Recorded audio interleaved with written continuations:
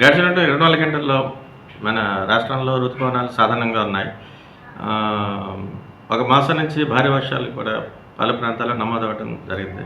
అత్యధికంగా శ్రీకాకుళం జిల్లాలో ఉన్న కలింగపట్నంలో 10 సెంటీమీటర్లు, విశాఖపట్నంలో అయితే 9 సెంటీమీటర్స్, అండ్ శ్రీకాకుళం జిల్లాలో ఉన్నటువంటి టెక్కల్లో అయితే 4 సెంటీమీటర్స్, అనకాపల్లిలోని ఎల్లమంచిలో 4 సెంటీమీటర్ రికార్డ్ అయింది. అలాగే నెక్స్ట్ 24 అవర్స్ వరకు కూడా చూసుకుంటే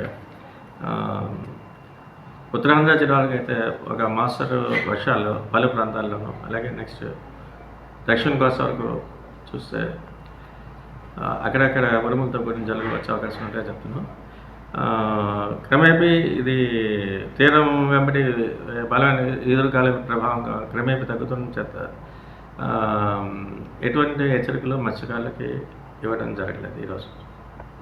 అయితే మత్స్యకారులు వేటకు వెళ్ళొచ్చు అంటారా సార్? ఎస్, గాలి కొంత జాగ్రత్త తీసుకుని వెళ్ళవచ్చు.